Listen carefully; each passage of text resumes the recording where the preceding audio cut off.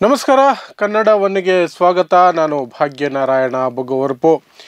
ಮೋದಿಯವರು ಆಹ್ವಾನ ಇಲ್ಲದೇನೆ ಅಮೆರಿಕಾಗೆ ಹೋಗಿದ್ದಾರೆ. ಯಾಕೆಂದರೆ ಅವರೊಂದಷ್ಟು ವರ್ಚಸ್ಸನ್ನು ವೃದ್ಧಿಸ್ಕೋಬೇಕಾಗಿತ್ತು. ಟ್ರಂಪ್ ಪ್ರಮಾಣ ವಚನಕ್ಕೆ ಮೋದಿಯವರಿಗೆ ಆಹ್ವಾನ ಕೊಡಲಿಲ್ಲ ಅನ್ನೋದು ಮೋದಿಯವರಿಗೆ ದೊಡ್ಡ ಮಟ್ಟದಲ್ಲಿ ಒಂದು ರೀತಿ ಅವಮಾನಕರವಾಗಿತ್ತು. ಅದನ್ನು ಹೇಗಾದರೂ ಸರಿಪಡಿಸ್ಕೊಳ್ಬೇಕು ಅಂತ ಆಹ್ವಾನ ಇಲ್ಲದೇನೆ ನಾನು ಬರ್ತೀನಿ ಅಂತ ಹೇಳಿ ಅಲ್ಲಿಗೆ ಹೋಗಿದ್ದರು. ಅವರನ್ನು ರಿಸೀವ್ ಮಾಡ್ಕೊಳ್ಳೋದಕ್ಕೆ ದೊಡ್ಡ ಮಿನಿಸ್ಟರ್ ಯಾರು ಬಂದಿರಲಿಲ್ಲ. ಟ್ರಂಪ್ ಅಂತೂ ಬರಲೇ ಇಲ್ಲ. ಯಾರೋ ಒಬ್ಬರು ಬಂದಿದ್ದರು. ವಿಮಾನ ನಿಲ್ದಾಣದಿಂದ ಅವರನ್ನು ರಿಸೀವ್ ಮಾಡ್ಕೊಂಡು ಹೋದರು. ಒಂದು ದಿನ ಕಳೆದ ಮೇಲೆ ಒಂದು ದಿನ ಬಿಟ್ಟು ಎರಡನೇ ದಿನ ಟ್ರಂಪ್ ಭೇಟಿಯಾಯಿತು. ಈ ಹಿಂದೆ ಎಲ್ಲ ಅಲ್ಲಿ ಹೋದರೆ ಟ್ರಂಪ್ ಜೊತೆಯಲ್ಲಿ ದೊಡ್ಡ ದೊಡ್ಡ ಸಮಾವೇಶದ ರೀತಿ ಮಾಡೋದೇನು, ಅನಿವಾಸಿ ಭಾರತೀಯರ ಜೊತೆ ಒಂದು ದೊಡ್ಡ ಕಾರ್ಯಕ್ರಮ ಮಾಡೋದೇನು, ಅದು ಯಾವುದಕ್ಕೂ ಈ ಬಾರಿ ಅವಕಾಶ ಇರಲಿಲ್ಲ. ಒಂದು ಕ್ಲೋಸ್ಡ್ ರೂಮಲ್ಲಿ ಮೀಟಿಂಗು, ಅದರ ನಂತರ ಜಂಟಿ ಸುದ್ದಿಗೋಷ್ಠಿ. ಮೋದಿಯವರಿಗೆ ಭಾರತದಲ್ಲಿ ಏನೇ ಮಾಡಿದ್ರೂ ಸಹ ಧೈರ್ಯ ಬರಲಾರ್ದಂತಹ ವಿಚಾರ ಅಂದರೆ ಸುದ್ದಿಗೋಷ್ಠಿ. ಆದರೆ ಅಮೇರಿಕಾಗೆ ಹೋದಾಗ ಮಾಡಲೇಬೇಕಾಗತ್ತೆ. ಅಲ್ಲೇನು ಧೈರ್ಯ ಬರುತ್ತೆ ಅಂತಲ್ಲ ಅಥವಾ ಉತ್ತರ ಇರುತ್ತೆ ಅಂತಲ್ಲ, ಮಾಡಲೇಬೇಕಾಗತ್ತೆ. ಯಾಕೆಂದರೆ ಅದು ರೂಢಿ ಮಾತ್ರ ಅಲ್ಲ, ಅದು ಸಾಮಾನ್ಯವಾಗಿ ಪ್ರತಿಯೊಬ್ಬ ನಾಯಕರು ಮಾಡಲೇಬೇಕಾದಂತಹ ಕೆಲಸ. ಆದರೆ ಮೋದಿಗೆ ಅದನ್ನು ಮಾಡುವ ಧೈರ್ಯ ಭಾರತದಲ್ಲಿಲ್ಲ, ಆದರೆ ಅಮೆರಿಕದಲ್ಲಿ ಮಾಡಬೇಕಾಯಿತು. ಈ ಭೇಟಿಯ ಹಿನ್ನೆಲೆಯಲ್ಲಿ ಭಾರತಕ್ಕೆ ಸಾಕಷ್ಟು ಹಿನ್ನಡೆಯಾಗಿದೆ. ಮೋದಿಯನ್ನು ಪಕ್ಕದಲ್ಲೇ ಕೂತ್ಕೊಂಡು ಪದೇ ಪದೇ ಭಾರತವನ್ನು ಕೆಣಕುವಂತಹ, ಬೆದರಿಕೆ ಹಾಕುವಂಥ ಕೆಲಸವನ್ನು ಟ್ರಂಪ್ ಮಾಡಿದ್ದಾರೆ. ಆದರೆ ಇದು ಯಾವುದರ ಬಗ್ಗೆಯೂ ಸಹ ಗೋಧಿ ಮಾಧ್ಯಮಗಳಲ್ಲಿ ಚರ್ಚೆ ಆಗ್ತಿಲ್ಲ. ಗೋಧಿ ಮಾಧ್ಯಮಗಳಲ್ಲಿ ವಾವ್ ಅಂತ ಒಂದೇ ಸಮ ಬಡ್ಕೊಳ್ತಿದ್ದಾರೆ ಮೋದಿಯ ದೊಡ್ಡ ಸಾಧನೆ ಆಗಿದೆ ಅಂತ. ಆದರೆ ಅದು ಎಂಥದ್ದು ಇಲ್ಲ. ಸಣ್ಣ ಪುಟ್ಟದ ಒಂದಷ್ಟು ನಮಗೆ ಬೆನಿಫಿಟ್ ಆಗಿರೋದು ಬಿಟ್ಟರೆ ಮೇಜರ್ ಇಶ್ಯೂಸ್ ಏನಿತ್ತು ಅದು ಯಾವುದರಲ್ಲಿಯೂ ಸಹ ಭಾರತಕ್ಕೆ ಒಂದು ಚೂರು ಅನುಕೂಲ ಆಗಲಿಲ್ಲ. ಅದರ ಜೊತೆಗೆ ಅನುಕೂಲ ಆಗೋದು ಬಿಡಿ, ಪಕ್ಕದಲ್ಲೇ ಕೂರಿಸ್ಕೊಂಡು ನಮಗೆ ಬೆದರಿಕೆ ಯಾವ ರೀತಿ ಅನ್ನೋದನ್ನು ವಿವರಿಸ್ತೀನಿ. ಏನೆಲ್ಲ ಬೆದರಿಕೆಗಳು ಟ್ರಂಪ್ ಹಾಕಿದ್ದು ಭಾರತಕ್ಕೆ ಪಕ್ಕದಲ್ಲೇ ಕೂತ್ಕೊಂಡು.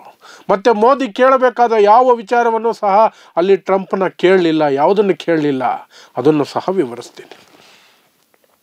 ಮೊದಲಿಗೆ ಟ್ರಂಪ್ ಹಾಕಿದಂತಹ ಬೆದರಿಕೆಗಳನ್ನು ಪಟ್ಟಿ ಮಾಡೋದಾದರೆ, ಟ್ಯಾರಿಫ್ ವಾರ್ ಏನು ನಡೆಸ್ತಾ ಇದ್ದಾರೆ ಟ್ರಂಪ್, ಎಲ್ಲ ರಾಷ್ಟ್ರಗಳಿಗೂ ಸಹ ಬೆದರಿಕೆ. ನನ್ನ ದೇಶದ ವಸ್ತುಗಳ ಮೇಲೆ ನೀವು ತೆರಿಗೆ ಹಾಕಿದ್ರೆ ನಾನು ಅದರ 10 ಪಟ್ಟು 100 ಪಟ್ಟು ತೆರಿಗೆ ಹಾಕ್ತೀನಿ ನಿಮ್ಮ ಮೇಲೆ ಅಂತ China, India, Russia, European countries ಎಲ್ಲ ದೇಶಗಳ ಮೇಲೂ ಸಹ ಅವರು ದೊಡ್ಡ ಮಟ್ಟದಲ್ಲಿ ಮೊನ್ನೆ ತಾನೇ ತೆರಿಗೆಯನ್ನು ಹಾಕಿದ್ರು. ಅವರು ಪ್ರಮಾಣ ವಚನ ಸ್ವೀಕರಿಸಿದ ತಕ್ಷಣವೇ ಮಾಡಿದಂತಹ ಮೊದಲನೇ ಕೆಲಸ ಅದು. ನಿನ್ನೆ ಮೋದಿಯವರನ್ನು ಪಕ್ಕದಲ್ಲಿ ನಿಲ್ಲಿಸ್ಕೊಂಡೆ ಮತ್ತೆ ಅದೇ ಬೆದರಿಕೆಯನ್ನು ಹಾಕ್ತಾರೆ.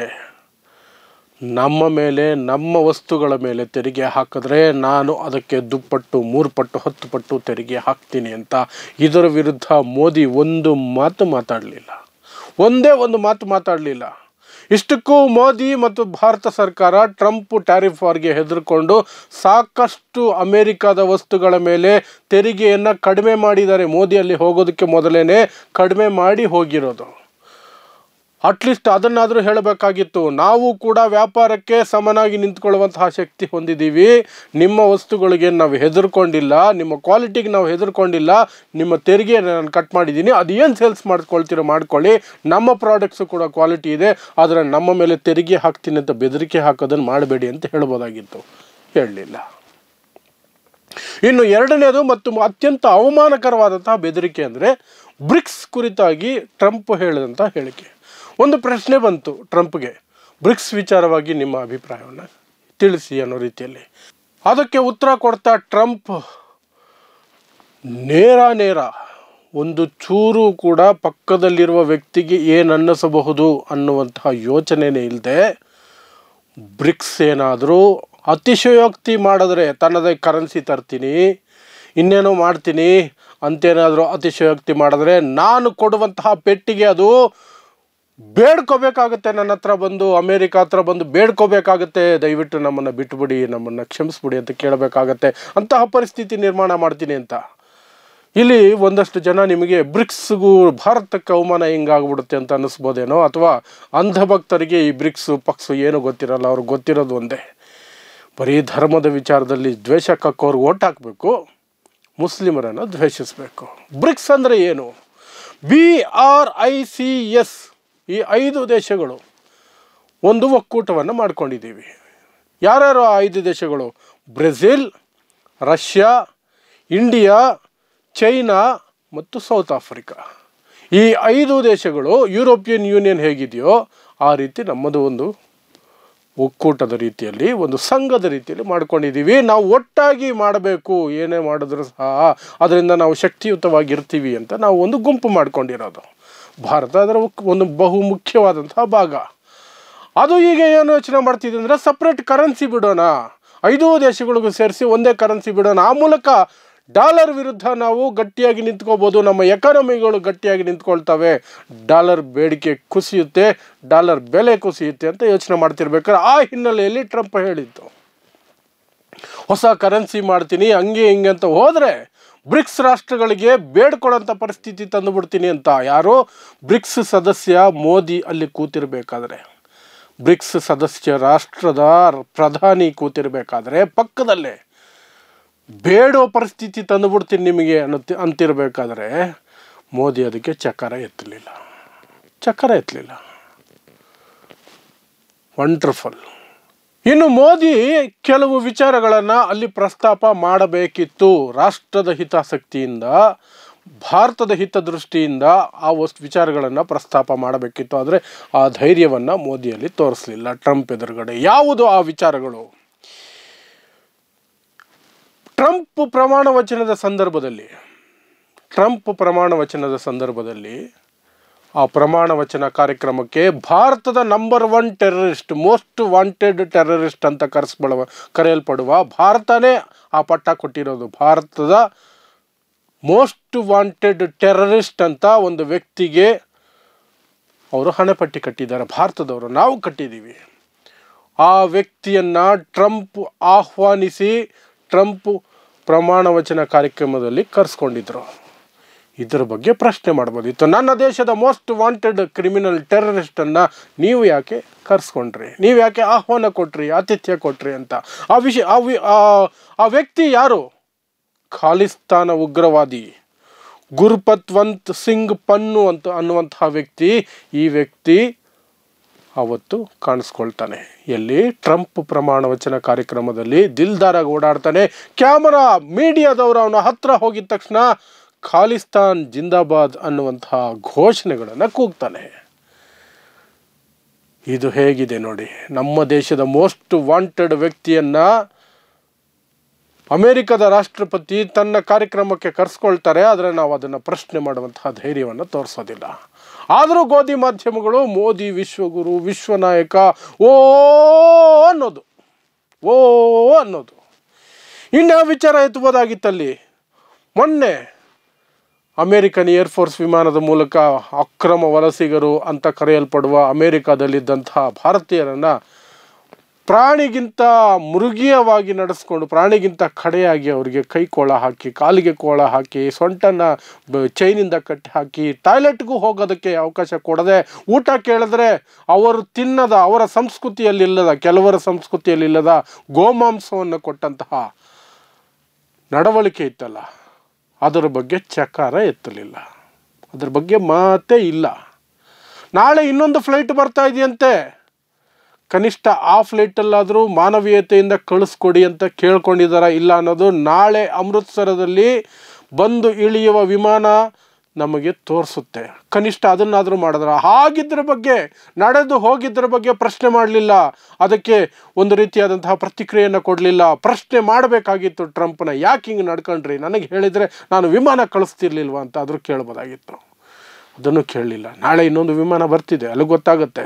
ಅಟ್ಲೀಸ್ಟು ಮುಂದಿನ ವಿಮಾನಕ್ಕಾದರೂ ಏನಾದರೂ ನಡವಳಿಕೆಯಲ್ಲಿ ಬದಲಾವಣೆ ಆಗೋ ರೀತಿಯಲ್ಲಿ ಮೋದಿ ಟ್ರಂಪ್ ಜೊತೆ ಮಾತುಕತೆ ನಡೆಸಿದಾರ ಅಂತ, ಅದು ಕೂಡ ಇಲ್ಲ. ಇನ್ನು ಖಾಲಿಸ್ತಾನ ವಿಚಾರಕ್ಕೆ ಬಂದ ತಕ್ಷಣವೇ ಆ ಪ್ರಶ್ನೆಯನ್ನು ಟ್ರಂಪ್ ಕೇಳಿದ ತಕ್ಷಣವೇ ಟ್ರಂಪು ಖಾಲಿಸ್ತಾನ ವಿಚಾರವನ್ನು ಉತ್ತರನೇ ಕೊಡಲಿಲ್ಲ. ಖಾಲಿಸ್ತಾನಿ ನಾಯಕ, ಖಾಲಿಸ್ತಾನದ ಉಗ್ರವಾದಿ, ಭಾರತದ ಮೋಸ್ಟ್ ವಾಂಟೆಡನ್ನು ನಿಮ್ಮ ಕಾರ್ಯಕ್ರಮದಲ್ಲಿ ನೋಡಿದ್ವಿ ಅನ್ನೋ ಪ್ರಶ್ನೆಗೆ ಅದರ ಉತ್ತರ ಕೊಟ್ಟಿದ್ದು ಬೇರೆ ವಿಚಾರಕ್ಕೆ. ಯಾವ ವಿಚಾರಕ್ಕೆ?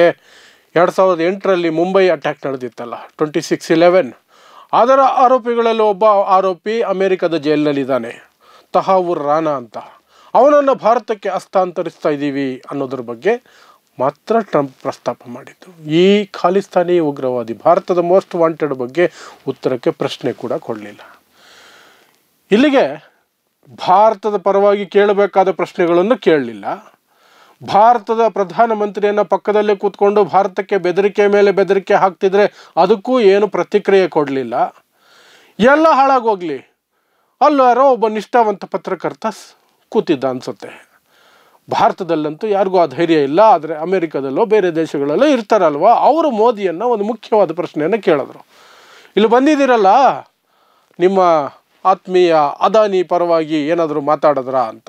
ಯಾಕೆಂದರೆ ಅದಾನಿ ವಿರುದ್ಧ ಕೇಸುಗಳಿದ್ದಾವೆ, ಅರೆಸ್ಟ್ ವಾರೆಂಟ್ ಇದೆ ಅಮೇರಿಕಾದಿಂದ. ಆದರೆ ಅದನ್ನು ಒಂದು 6 ತಿಂಗಳು ಮುಂದಕ್ಕೆ ಹಾಕಿದ್ದಾರೆ. ಅಲ್ಲಿ ಏನೋ ಪಾಲಿಸಿ ಚೇಂಜ್ ಮಾಡ್ತೀನಿ ಅಂತ ಟ್ರಂಪ್ ಏನೋ ಮಾಡೋಕ್ಕೆ ಹೊರಟಿರೋದ್ರಿಂದ 6 ತಿಂಗಳು ಆ ಕಾಯ್ದೆಗೆ ಈಗ ಸದ್ಯಕ್ಕೆ ಬ್ರೇಕ್ ಇದೆ. ಅದರ ಬಗ್ಗೆ ಒಬ್ಬ ಪತ್ರಕರ್ತ ಕೇಳಿಯೇ ಬಿಟ್ಟ ಮೋದಿಯವ್ರನ್ನ. ಭಾರತದಲ್ಲಾಗಿದ್ದರೆ ಅವನನ್ನು ಇಷ್ಟೊತ್ತಿಗೆ ಅರೆಸ್ಟ್ ಮಾಡಿ ಏನೋ ಒಂದು ಮಾಡಿರೋರು. ಬಿಡಿ, ಭಾರತದಲ್ಲಿ ಆಗಲ್ಲ ಬಿಡಿ, ಪ್ರೆಸ್ ಕಾನ್ಫರೆನ್ಸ್ ನಡೆಸಲ್ವಲ್ಲ ನಮ್ಮ ಮೋದಿಯವರು. ಪ್ರಶ್ನೆ ಕೇಳೋ ಅವಕಾಶನೇ ಎಲ್ಲಿರುತ್ತದು? ಸಾರಿ, ಏನಾಗಿರೋ ಅದೆಲ್ಲ ಉಲ್ಟ ಕತೆ ಅದು. ನಾನು ಕೇಳಿದ ಪ್ರಶ್ನೆನೇ, ನಾನು ಹೇಳಿದ ಮಾತೇ ಉಲ್ಟಾ. ಇಷ್ಟೊತ್ತಿಗೆ ಏನೋ ಆಗಿರೋ ಒಂದು ಪ್ರಶ್ನೆ ಕೇಳಿದ್ರು, ಪ್ರಶ್ನೆ ಕೇಳೋಕ್ಕೆ ಅವಕಾಶನೇ ಇಲ್ವಲ್ಲ ಇಲ್ಲಿ. ಅದಕ್ಕೆ ಉತ್ತರ ಕೊಡಬೇಕಲ್ಲ ಮೋದಿ. ಏನು ಉತ್ತರ ಕೊಟ್ಟರು ಗೊತ್ತಾ? ನಮ್ಮದು ವಸುದೈವ ಕುಟುಂಬಕಂ, ನಾವು ಎಲ್ಲರ ಹಿತಕ್ಕಾಗಿ ಮಾತಾಡ್ತೀವಿ ಹೊರತು ಯಾರ್ದೋ ಒಬ್ಬರದ್ದು ವೈಯಕ್ತಿಕ ವಿಚಾರಗಳನ್ನು ಚರ್ಚೆ ಮಾಡೋಕ್ಕೆ ಇಲ್ಲಿ ಬಂದಿಲ್ಲ ಅಂತ ಸಿಟ್ಟು ಮಾಡಿಕೊಂಡು ಕೋಪ ಮಾಡಿಕೊಂಡು ಯಾವ ನೀವನು ಪ್ರಶ್ನೆ ಕೇಳಿದ್ದು, ನಾನು ಮಾನ ಕಳೆಯೋಕ್ಕೆ ಬಂದ್ಬಿಟ್ಟಿದ್ಯಾ ನೀನು ಅನ್ನೋ ರೀತಿಯಲ್ಲಿ ಅವನನ್ನು ಗುರಾಯಿಸ್ಕೊಂಡು ಉತ್ತರ ಕೊಟ್ಟಿದ್ದು ಮೋದಿ. ಇಷ್ಟು ಮೋದಿ ಅಲ್ಲೋಗಿ ಸಾಧನೆ ಮಾಡಿರೋದು. ಒಳ್ಳೆಯದಾಗಿಲ್ವಾ ನಮಗೆ? ಸಣ್ಣ ಪುಟ್ಟ ವಿಚಾರದಲ್ಲಿ ಆಗಿದೆ. F-35 ಯುದ್ಧ ವಿಮಾನಗಳು ಒಂದಷ್ಟು ಬರ್ತಾ ಇದೆ, ಅದು ನಮ್ಮ ರಕ್ಷಣಾ ವ್ಯವಸ್ಥೆಗೆ ಒಂದಷ್ಟು ಶಕ್ತಿ ಕೊಡ್ತವೆ. ಇನ್ನೊಂದಷ್ಟು ಟ್ಯಾರಿಫ್ ಕುರಿತಾಗಿಯೂ ಸಹ ಏನಾದರೂ ಮುಂದಕ್ಕೆ ಹೋಗ್ಬೋದಾ ಅನ್ನೋ ರೀತಿಯಲ್ಲಿ ಒಂದಷ್ಟು ಮಾತುಕತೆಗಳಿಗೆ ಡೋರುಗಳು ಓಪನ್ ಆಗಿದೆ ಅನ್ನುವಂತಹ ಸೂಚನೆಗಳು ಬರ್ತಾ ಇದೆ. ಅದು ಬಿಟ್ಟರೆ ಇನ್ನೆಲ್ಲವೂ ಕೂಡ ಅಮೇರಿಕ ಏನು ಬೇಕೋ ಅದನ್ನೇ ಪಡ್ಕೊಂಡಿರೋದು. ಭಾರತಕ್ಕೇನು ಹೆಚ್ಚಿಗೆ ಕೊಟ್ಟಿಲ್ಲ. 1-2 ಕೊಟ್ಟು ಒಂದು 90-95 ಐಟಮ್ಸ್ ನಮ್ಮಿಂದ ಕಿತ್ಕೊಂಡಿದ್ದಾರೆ. ಎಲ್ಲದಕ್ಕಿಂತ ಹೆಚ್ಚು ಸಿಟ್ಟು ನನಗೆ ಬಂದಿದ್ದು ಬ್ರಿಕ್ಸ್ ರಾಷ್ಟ್ರಗಳನ್ನು ನಾನು ಮುಂದೆ ಬಂದು ಬೇಡ್ಕೊಳ್ಳೋ ಹಾಗೆ ಮಾಡ್ತೀನಿ ಅಂದಾಗ ಬ್ರಿಕ್ಸ್ ಸದಸ್ಯ ರಾಷ್ಟ್ರ ಭಾರತದ ಪ್ರಧಾನಮಂತ್ರಿಯಲ್ಲಿ ಕೂತ್ಕೊಂಡು ಸುಮ್ಮನೆ ಇದ್ರಲ್ಲ, ಅದು ಅತ್ಯಂತ ಅಸಹ್ಯಕರ, ಅವಮಾನಕರ. ನೋಡೋಕ್ಕೆ ನನ್ನ ಕೈಲಂತೂ ಆಗಲಿಲ್ಲ. ಅದು ಬಿಗ್ಗೆಸ್ಟ್. ಅಷ್ಟೇ. ನೋಡ್ತಾ ಇರಿ ಸಮಾಜಕ್ಕಾಗಿ ಕನ್ನಡ 1 ನ್ಯೂಸ್. ನಮಸ್ಕಾರ.